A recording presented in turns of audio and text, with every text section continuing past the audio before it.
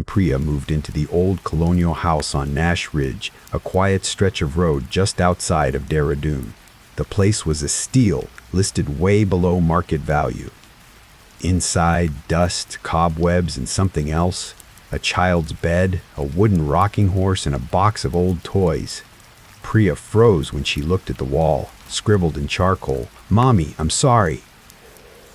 They searched the room thoroughly and found a bundle of letters under the floorboards wrapped in faded cloth.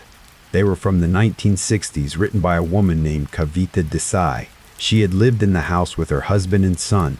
The letters began lovingly but grew more desperate with each page. Mentions of her husband locking their son in the room, whispers in the night.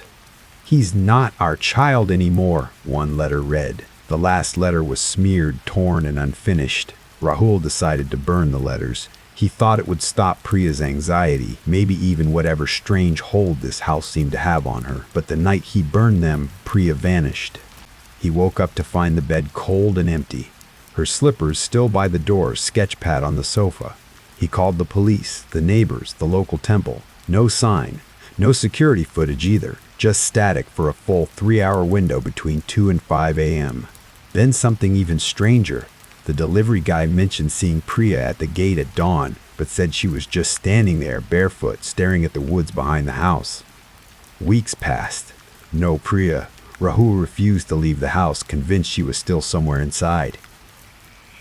He'd hear her voice at night, faint, coming from behind the locked room walls, sometimes crying, sometimes humming that song she always sang when painting.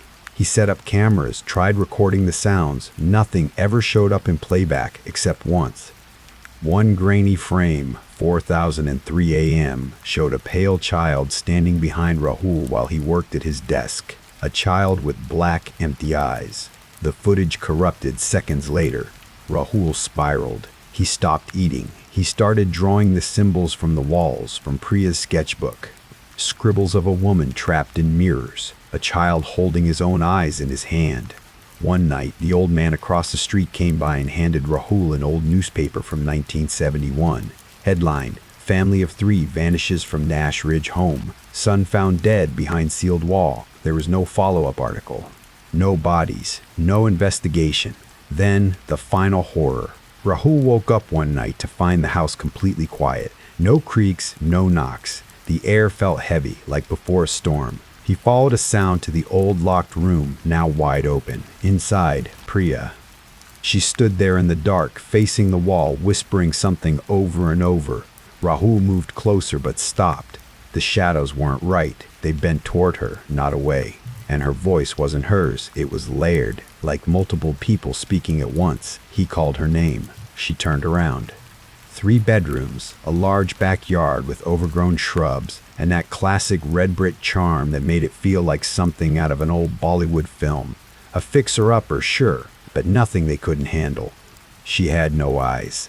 Her mouth opened wide, unnaturally wide, and out came a single male child's voice. "You shouldn't have burned the letters." The door slammed shut behind him. For weeks after, no one heard from Rahul. His employer sent emails, then calls. Finally, police came to do a welfare check. The house was unlocked. The lights were on, but no one was inside. The furniture was undisturbed, coffee still warm in a cup, computer running with a blinking cursor on the login screen. Police reports noted a disturbing detail. In the attic, the name Priya had been scratched into the wood beams. Hundreds of times, each one smaller than the last. And in the mirror by the staircase, Rahul's face was faintly visible, smiling, but distorted as if watching from the other side. A year later, a new couple moves in. The property listing made no mention of the previous owners. Locals still avoid the house. The couple brings their 4-year-old son. On the first night, he asks, "Who's the girl crying in the bathroom?" The father chuckles nervously and says, "There's no girl, buddy." The boy frowns. "She said her name is Priya. She told me to hide." That he's coming. The power goes out. From the attic, 3 knocks echo down the stairs. Rahul had recently landed a remote job in cybersecurity, and Priya, a freelance illustrator, was just happy to leave behind the city noise of Delhi. They wanted peace, creativity, time for themselves, and this house was meant to be their fresh start. The locals, however, were odd about the place. The grocery store cashier flinched when Rahul mentioned the address. Their neighbor, an old man named Mr. Sharma, would stare at the house from his porch, occasionally muttering in Pahadi dialect, too fast for either of them to understand. Priya noticed that even delivery guys left packages at the gate, never the door. Still, they chalked it up to small-town quirks. People get superstitious, right? The first week went by fine, but by the second, Priya started hearing things. It began with scratching sounds in the walls. They assumed it was rats until the sounds moved between floors. Then came the knocking, always 3 knocks, random times. Sometimes at night, sometimes in broad daylight. Then voices. Rahul didn't hear them at first, but Priya swore she heard a woman whispering behind the bathroom mirror. Just one word, return. One night, while Rahul was working late, Priya sat in the living room sketching. Out of the corner of her eye, she saw a shape past the hallway mirror. When she turned, no one was there. The hallway was cold, unnaturally cold. She stood there for minutes, her breath fogging slightly despite it being 30 degrees outside. Rahul blamed it on stress. Freelance gigs were drying up, maybe she was just anxious. But she wasn't imagining the footprints. Small, wet footprints that showed up outside their bedroom door the next morning. Child-sized. They had no kids. There was a door on the second floor they couldn't open. The key wasn't in any drawer or cabinet. The room looked like it hadn't been touched in decades. Rahul finally called a locksmith who drilled it open. Shadows of the Mansingh house. In 2019, Ayan Mehta, a 28-year-old civil engineer from Pune, was assigned to a year-long government project in the outskirts of Mussoorie, a hill station known more for its foggy vistas and touristy bustle than for government infrastructure initiatives. If he ignored it, knocking would follow from the sealed room. Always 3 knocks, always at night. Then the dreams began. Ayan dreamt of a girl with matted hair and no eyes crawling through the walls, whispering in a voice like wind through dry leaves. She never moved her lips. In the dream, he always ended up in front of the sealed door. Just as he'd reach for it, he'd wake up, drenched in sweat. On his 3rd visit, Bhairav slipped something into Ayan's hand, a faded, leather-bound journal. It belonged to the last man who stayed here, he muttered. He was also an engineer. The journal belonged to a man named Vikram Joshi, dated 1987. Vikram wrote about similar experiences, the whispers, the knocking, the dreams. He too had tracked them to the sealed room. One entry stood out. I broke open the door today. There's no room behind it, just more wall. But I heard breathing. I swear to God, I heard breathing. The last entry was brief. She is under the house. That was it. Nothing after that. A Google search turned up no information on Vikram, no obituary, no disappearance. It was like he'd never existed. Despite the growing dread, Ayan couldn't resist. He brought in tools and broke the paint seal. Underneath was not a door, but wood nailed over stone. It looked like a doorway that had been walled off from the other side. Curious, he chipped away at the mortar, exposing an opening big enough to crawl through. Behind it, a narrow spiral staircase descending into darkness. He hesitated, flashlight in hand, but rationality won out. He needed to know. The air grew colder with each step. At the bottom, he found a small stone chamber, no larger than a walk-in closet. The walls were covered in etchings, symbols, names, dates. Candles had melted into the floor long ago. In the center was a child-sized wooden box, a coffin. He lifted the lid, empty. Then came the whisper, not from within the room, but from behind him. Why did you open it? He turned but saw nothing, just darkness. When he climbed back up, the sealed door had shut itself. His tools were missing. He was alone. After that night, things escalated. The mirrors began fogging up even when there was no steam. And always, on the glass, he'd find a single handprint, child-sized, sometimes 2. Footsteps echoed behind him in the hallways, but when he turned, there was no one. He set up a camera near the sealed room. The footage showed him sleepwalking every night toward the sealed door. He would stand there for several minutes, speaking in a low tone. The audio picked up only one thing, repeated over and over. I found her. I found her. I found her. He stopped sleeping. He stopped eating. The job offered double pay, housing included. But there was a catch. He'd have to live in the disused Mansing House, an old British-era mansion on the edge of a pine forest, long rumored to be haunted. Ayan wasn't the superstitious kind. Even Bhairav stopped coming, refusing to climb the hill anymore. Ayan sent emails to his supervisor asking for a transfer. He received no replies. 2 months later, a contractor came to the house for a survey. The gate was wide open, the front door too. Inside, everything was as Ayan had left it. Documents on the table, lights still flickering. But no sign of Ayan. Police were called. They found no evidence of foul play. His phone was on the bed, the last text sent at 3:06 a.m. She's standing behind me. The search was called off after 2 weeks. The case was closed as a voluntary disappearance, just like Vikram's. Months later, a new project manager was assigned to Mussoorie, a woman named Tanya Roy. She too was offered the Mansing House. The keys were handed over by a junior officer. When she asked about the previous occupant, the officer shrugged. Transferred out, never left a forwarding address. That night, Tanya unpacked her bags and explored the house. She noticed the sealed door upstairs, curiously painted over. As she passed, she heard it. 3 knocks. He had a rational mind and little patience for ghost stories. When the local government agent offered him keys to the house, he chuckled at the warning. Just don't stay up past 3 a.m., assuming it was just small-town humor. The house was massive, with arching stone corridors, creaky wooden floors, and ivy crawling across its east-facing windows.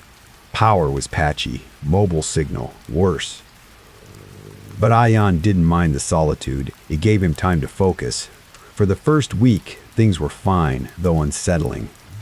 At night, he'd hear creaks from the upper floors, even when he hadn't been up there.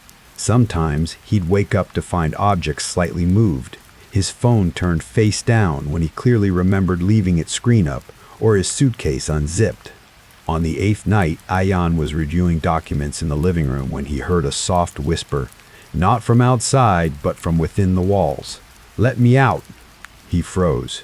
The whisper didn't come again. He told himself it was a draft or maybe rats. The house was old, sound traveled weirdly.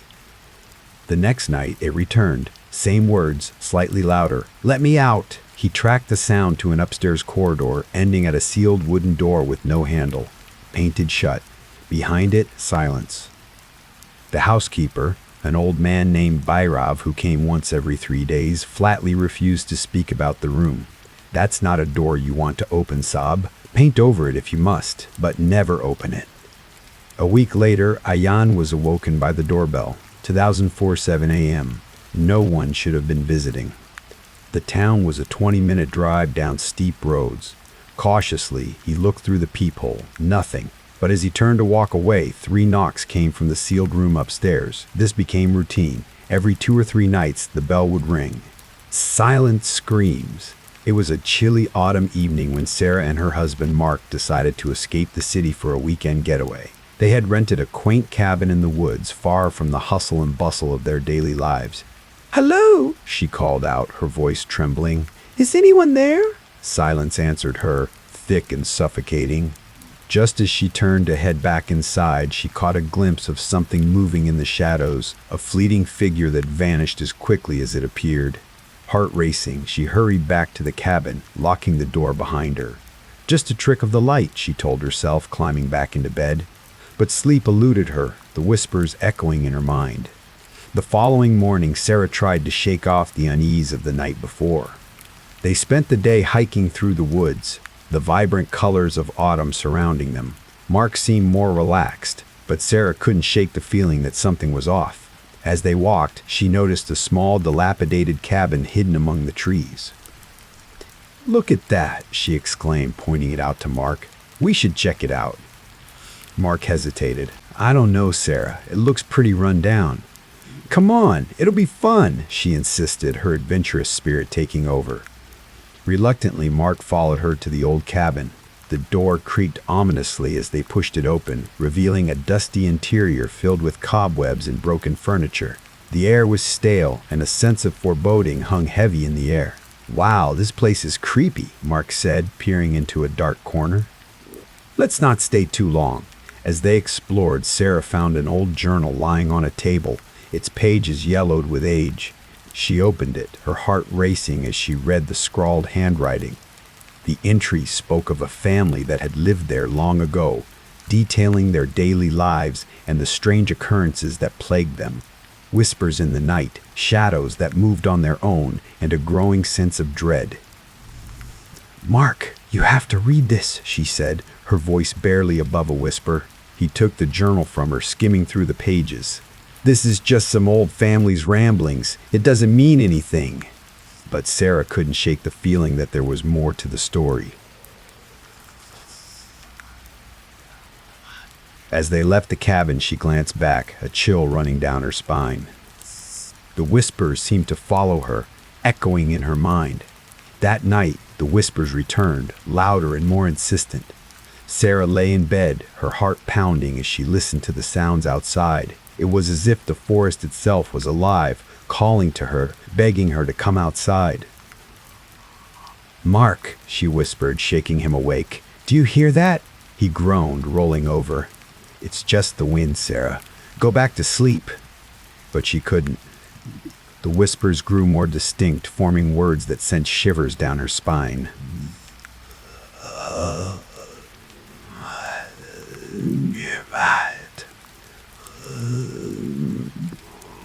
The leaves crunched underfoot as they made their way to the cabin, the air thick with the scent of pine and damp earth.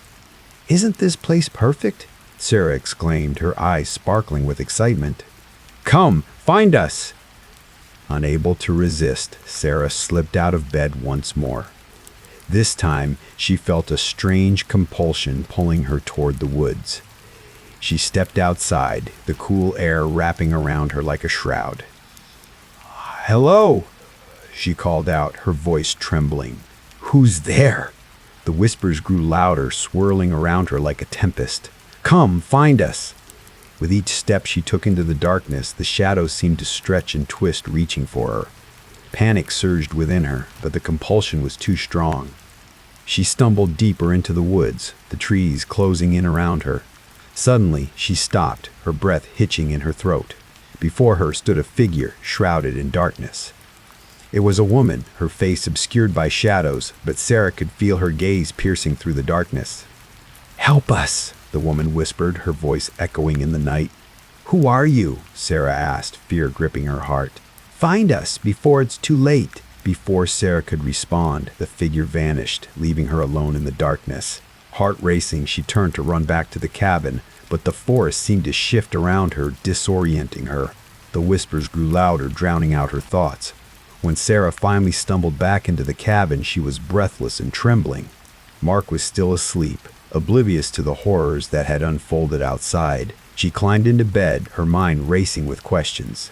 The next day, Sarah tried to explain what had happened, but Mark dismissed her concerns. You're just tired, Sarah. We've been hiking a lot.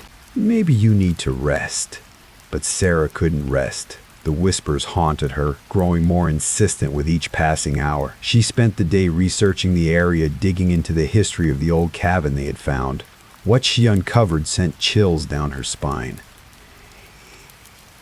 The family that had lived in the dilapidated cabin had vanished without a trace, leaving behind only their journal. Locals spoke of strange occurrences in the woods, disappearances, sightings of shadowy figures, and the whispers that echoed through the trees. That night, Sarah couldn't sleep. The whispers were relentless, calling to her, urging her to return to the woods. She felt a strange connection to the woman she had seen, as if their fates were intertwined. Mark, I have to go back, she said, her voice trembling with urgency. Are you out of your mind? You can't go back out there, he shouted, frustration etched on his face. I have to. I need to know what happened, she insisted, desperation creeping into her voice. Mark's expression softened, but he shook his head. I can't let you do that, Sarah. It's too dangerous. But Sarah was determined. The cabin was rustic, with wooden beams and a stone fireplace that promised warmth against the encroaching cold. Mark smiled, though a hint of unease flickered in his eyes. Yeah, it's nice. Just a bit isolated, don't you think? Isn't that the point? Sarah laughed, brushing off his concerns. That night, as Mark slept, she slipped out of the cabin once more, the whispers guiding her deeper into the woods. The moon hung high above, casting an eerie glow on the path ahead. As she ventured deeper into the forest, the whispers grew louder, swirling around her like a storm. "Find us! Help us! Finally!" She reached a clearing, and her heart sank. In the center stood the woman from her visions, her face still obscured by shadows. "You came," the woman said, her voice a haunting melody. "Who are you?" Sarah asked, her voice trembling. "I am one of the lost," the woman replied, stepping closer. "We were taken by the darkness that dwells in these woods. It feeds on fear, on despair. You must help us." "Help you how?" Sarah asked, fear gripping her heart. "Confront the darkness. Only then can we be free." Before Sarah could respond, the shadows around her began to shift and twist, forming grotesque shapes that reached for her. Panic surged within her as she realized the true nature of the darkness, the very essence of fear and despair that had consumed the lost souls of the forest. "Run!" the woman screamed, her voice echoing in the night. But it was too late. The darkness enveloped Sarah, pulling her into its depths. She felt herself being consumed, her scream swallowed by the void. When Mark awoke the next morning, he found the cabin eerily silent. Panic surged within him as he realized Sarah was gone. He rushed outside, calling her name, but the forest remained silent, the whispers now a distant memory. Days turned into weeks, and despite his frantic search, there was no sign of Sarah. The locals whispered about the cabin in the woods, warning him to stay away. But Mark couldn't let go. He returned to the cabin, determined to uncover the truth. As he delved into the history of the area, he discovered the dark legacy of the woods, the countless souls lost to the darkness, their whispers echoing through the trees. He found the old journal, its pages filled with the same warnings Sarah had read. One night, as he sat by the fire, he heard the whispers calling to him, "Help us! Find us!" Mark felt a strange compulsion pulling him toward the woods, just as it had Sarah. He hesitated, fear gripping his heart, but the whispers grew louder, drowning out his thoughts. "Sarah," he called out, desperation in his voice. "I'm coming." With that, he stepped into the darkness, the whispers guiding him deeper into the woods. The shadows danced around him, and he felt the weight of the lost souls pressing in on him. "We need to disconnect for a bit."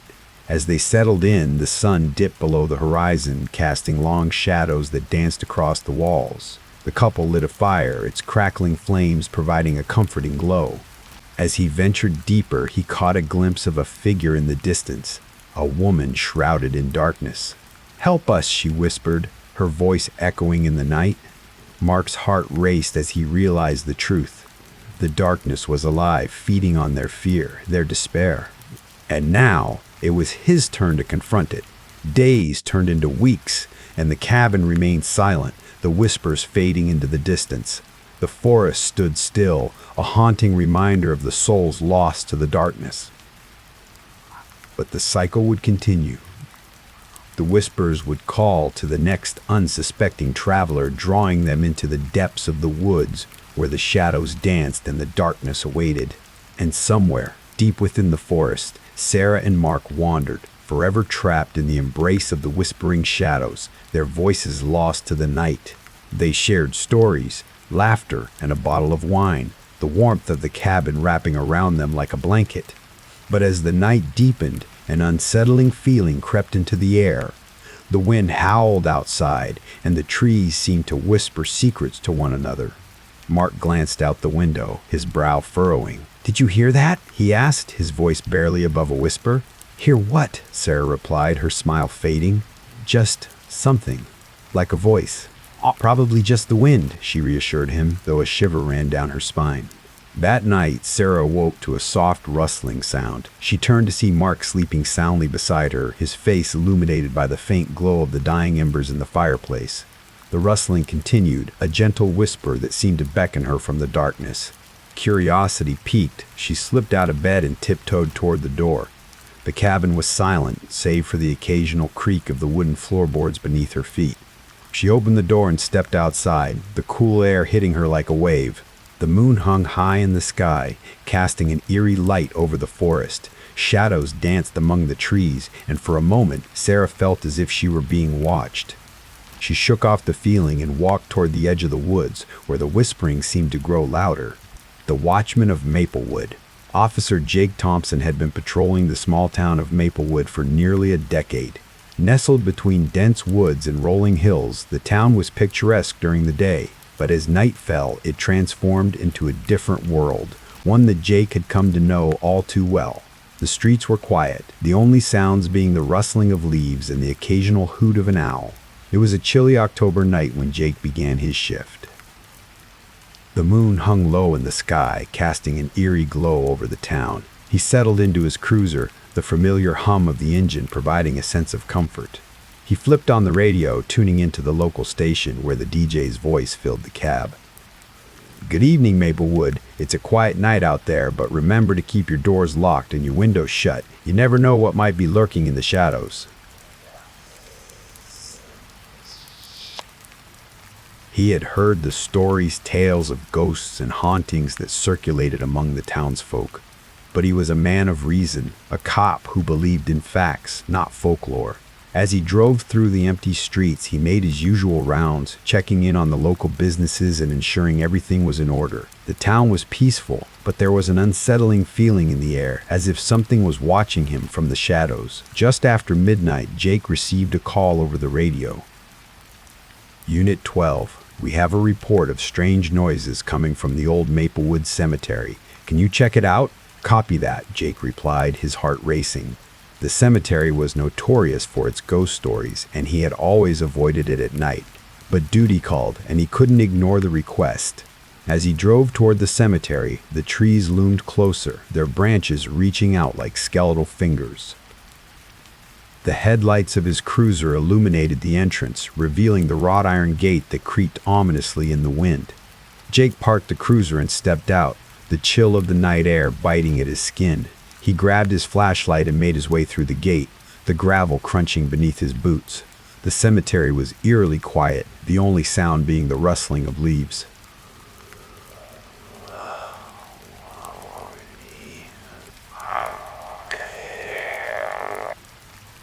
"Is anyone there?" Silence answered him, and he felt a shiver run down his spine. He shone his flashlight around, the beam cutting through the darkness. The tombstones stood like sentinels, their inscriptions worn and faded. As he walked deeper into the cemetery, he heard it, a faint whispering like the rustling of leaves. He paused, straining to listen. The whispers grew louder, swirling around him like a chilling breeze. "Who's there?" he shouted, his heart racing, but there was no response. Just the whispers, growing more insistent. Jake felt a knot form in his stomach, and he turned to leave. But something caught his eye, a figure standing among the tombstones. Jake's heart raced as he squinted into the darkness. The figure was tall and thin, its features obscured by shadows. "Hey! Identify yourself!" he shouted, his voice steady despite the fear coursing through him. Jake's instincts kicked in, and he reached for his radio. "Unit 12, I have a possible suspect in the cemetery, requesting backup." "Copy that, Unit 12. Backup is on the way," the dispatcher replied. Jake took a deep breath, trying to calm his racing heart. He moved cautiously through the cemetery, the whispers growing louder, echoing in his mind. "What the hell is going on?" he muttered to himself. Suddenly, he heard a rustling sound behind him. He spun around, flashlight aimed at the noise, but there was nothing there, just the tombstones standing silent and still. "Show yourself!" he shouted, his voice echoing in the night. But the only response was the whispering, now a cacophony of voices that seemed to swirl around him. Panic surged within him, and he turned to leave, but the ground beneath him felt unsteady, as if the earth itself was shifting. Just then, he heard the sound of footsteps approaching. He turned, and relief washed over him as he saw his partner, Officer Sarah Mitchell, emerging from the darkness. "Jake, what's going on?" she asked, her eyes wide with concern. I don't know, he replied, his voice shaky. I saw a figure over there, but it just vanished. Sarah frowned, glancing around the cemetery. You sure it wasn't just a trick of the light? I don't know, Jake said, frustration bubbling to the surface. But the whispers, they're getting louder. As they stood together, the whispers grew louder, swirling around them like a storm. Jake felt a chill run down his spine, and he glanced at Sarah, who looked equally unsettled. Let's check it out together, she suggested, her voice steady despite the fear in her eyes. They moved cautiously through the cemetery, the beam of their flashlights cutting through the darkness. The whispers seemed to follow them, echoing in their minds, urging them to leave. Do you hear that? Sarah asked, her voice barely above a whisper. Yeah, Jake replied, his heart racing. It's like they're trying to tell us something. Suddenly, the ground beneath them trembled, and the whispers crescendoed into a deafening roar. Jake stumbled, grabbing onto a nearby tombstone for support. What the hell is happening? Jake, Sarah shouted, her eyes wide with fear. We need to get out of here. But before they could move, the figure reappeared, standing at the edge of the cemetery. It was closer now, its features still obscured by shadows, but Jake could feel its gaze piercing through him. Leave this place, it rasped, its voice echoing in the night. Who are you? Jake demanded, fear coursing through his veins. The figure stepped forward, revealing a gaunt face with hollow eyes that seemed to draw on the light.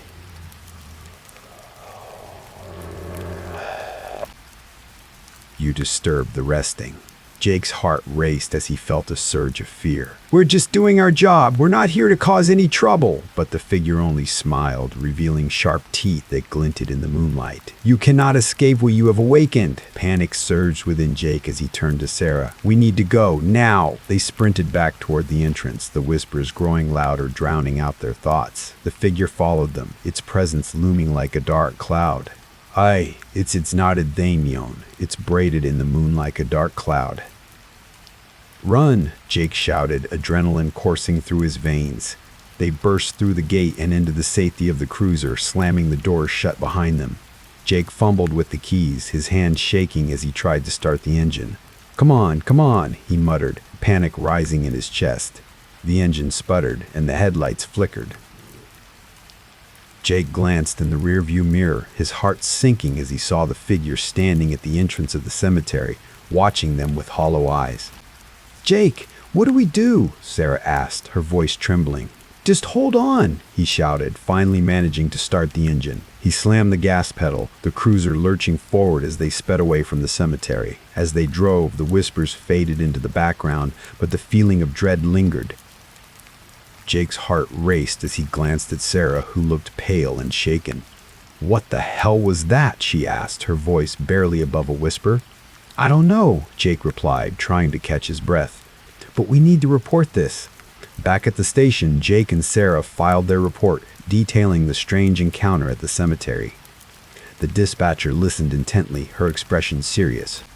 I've heard stories about that cemetery, she said, her voice low. They say it's haunted by the spirits of those who were wronged in life. Spirits? Jake scoffed, trying to dismiss the notion. We're cops, not ghost hunters. But the dispatcher shook her head. You don't understand. People have gone missing near that cemetery. Some say it's the spirits trying to protect their resting place. Jake felt a chill run down his spine. Missing? How many? Several over the years, she replied, her voice grave. She replied, her voice grave. Most of them were never found. As they left the station, Jake couldn't shake the feeling of unease. The encounter at the cemetery replayed in his mind, the whispers echoing in his thoughts. He glanced at Sarah, who looked equally troubled. Do you think we should go back? She asked, her voice hesitant. I don't know, Jake replied, uncertainty creeping in. But we can't just ignore it. Later that night, they found themselves back at the cemetery, the moon casting an eerie glow over the tombstones. Jake parked the cruiser at the entrance, his heart racing as he stepped out. Are you sure about this? Sarah asked, her voice trembling. We need to know what we're dealing with, Jake replied, trying to sound confident. They made their way through the darkened cemetery, the air thick with tension. The whispers returned, swirling around them like a storm. Help us, help us. When they reached the study, the candle flickered to life, illuminating the room. The shadows danced on the walls, and the figure of the woman appeared once more, her expression pleading. Help us. Trapped, she whispered, her voice echoing in the stillness. What do you want from us? Emily asked, her heart racing. The woman pointed toward the door, her expression pleading. The woman pointed toward the door, her expression pleading. Free us from the darkness. What darkness? Jake asked, his voice trembling. But before the woman could respond, the shadows surged forward, enveloping her. She let out a chilling scream, and the room plunged into darkness. Get back! Tom shouted, stumbling backward. The whispers grew louder, drowning out their thoughts. Help us! Help us! To her surprise, it swung open, and they stumbled out into the hallway, gasping for breath. As they reached the front door, the whispers crescendoed into a deafening roar. The shadows surged forward, and the figure of the woman appeared once more, her expression filled with sorrow. Help us, trapped, she whispered, her voice echoing in the stillness. Why won't you let us go? Jake shouted, desperation creeping into his voice. Free us from the darkness. What darkness? Tom asked, his voice trembling. But before the woman could respond, the shadows surged forward, enveloping her. She let out a chilling scream, and the room plunged into darkness. Get back! Jake shouted, stumbling backward. The whispers grew louder, drowning out their thoughts. Help us! Help us! Help us! In a moment of desperation, Emily rushed to the door and pushed against it with all her strength. To her surprise, it swung open, and they stumbled out into the hallway, gasping for breath. Days turned into weeks, and the cemetery remained silent, the whispers fading into the distance. The truck sat abandoned on the side of the road, a haunting reminder of the souls lost to the darkness. But the cycle would continue. The whispers would call to the next unsuspecting traveler, drawing them into the depths of the night, where the shadows danced and the hollow ones awaited. And somewhere, deep within the darkness, Tom wandered, forever trapped in the embrace of the hollow ones, his voice lost to the night. Thanks for watching. The veil between our world and theirs is thinner than you think. Each like, each share, each subscription strengthens the connection. Feed the channel before it feeds on you.